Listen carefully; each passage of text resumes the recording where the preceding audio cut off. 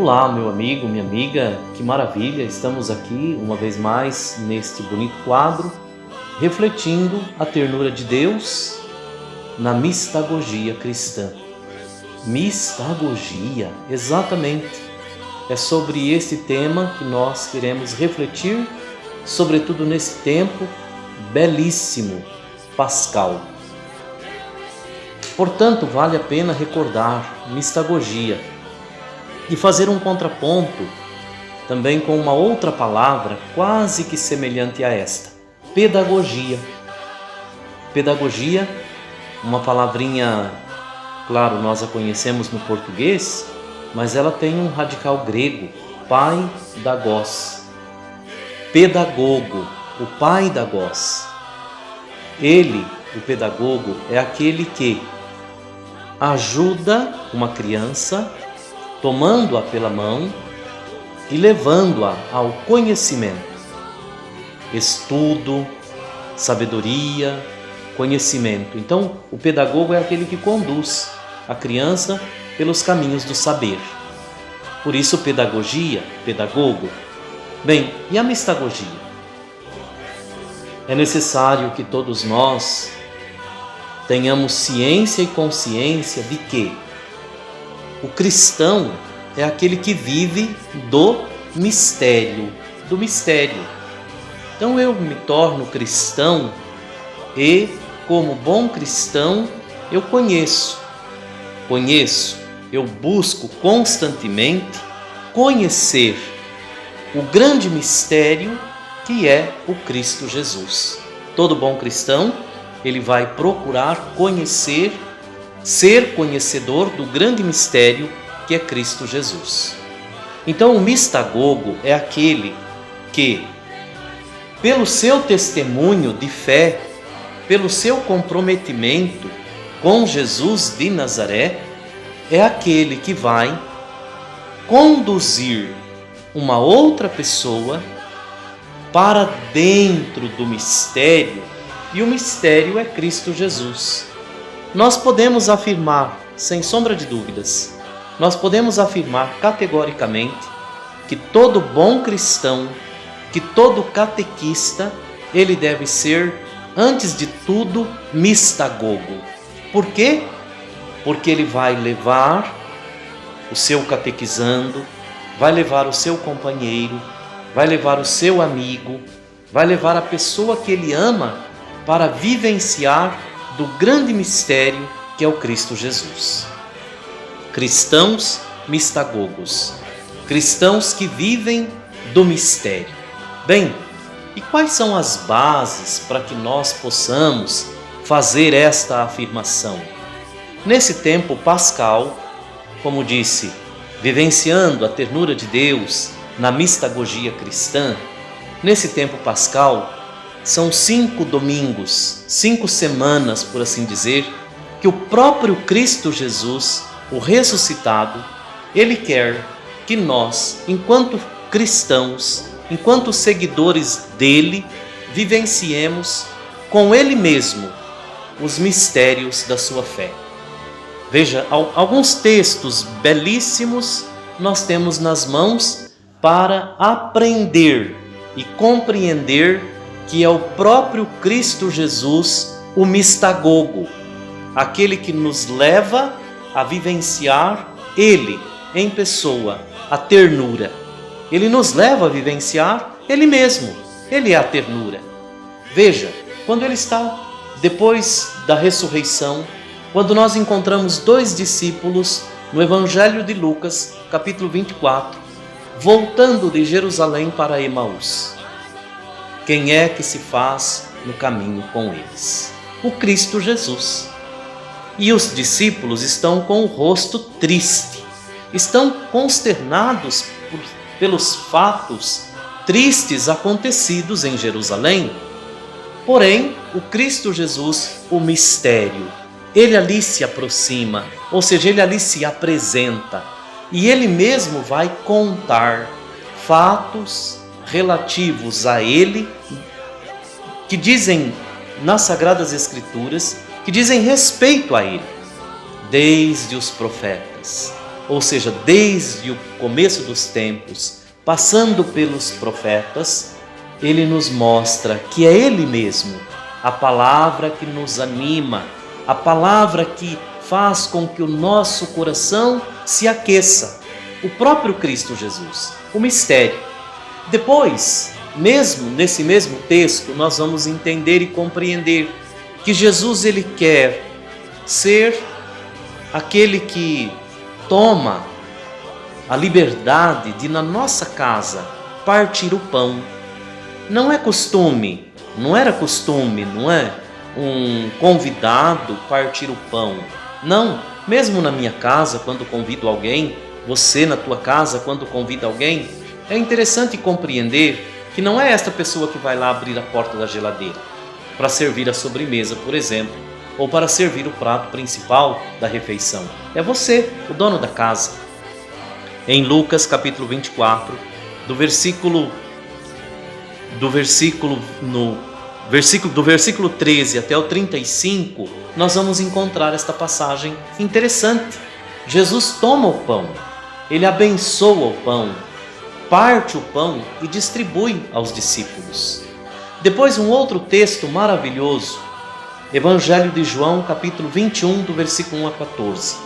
Veja a maravilha do texto para compreender que é o próprio Cristo Jesus que nos leva a vivenciar com Ele mesmo, o mistério, esse grande mistério de fé. Então, o mistagogo é aquele que vive do mistério. Nesse texto de João 21, Jesus, ele se aproxima dos discípulos que voltaram a pescar. Veja, Pedro toma a dianteira, eu vou pescar. Os outros discípulos vão com Pedro, vamos juntos. Voltar a uma vida anterior, sem Jesus. E sem Jesus o que acontece? Não pescam nada. O próprio Jesus se aproxima e pergunta: vocês têm alguma coisa para comer? Não temos nada, nada pescamos. Jesus então se apodera novamente da situação e diz: lancem as redes do lado direito e vocês seguramente acharão. Então é Jesus que toma conta da situação existencial do homem e da mulher. É Jesus que se apodera da nossa situação existencial e quer que nós compreendamos que viver do mistério é o melhor que nós podemos fazer.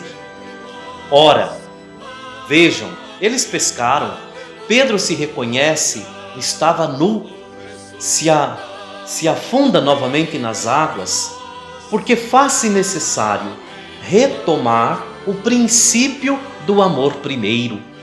O Senhor olha em nossos olhos. O Senhor quer que nós enxerguemos a nós mesmos, que nós nos apropriemos da nossa realidade, mas com Ele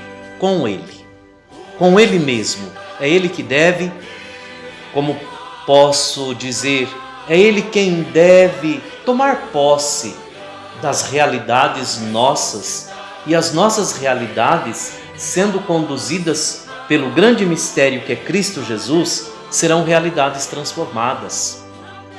Então ele diz assim nesse texto de João, capítulo 21, vocês têm alguma coisa para comer? Eles não têm. Mas como Jesus, ele apoderou-se da realidade deles e eles obedeceram a Cristo, pescaram.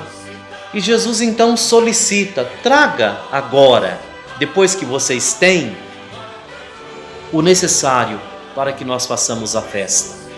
Os discípulos se aproximam de Jesus e é interessante compreender que Jesus já tem ali assado peixe e pão. Vejam, meus irmãos e minhas irmãs, nós devemos compreender, queridos e queridas, que vivenciar o mistério acompanhado do grande mistério.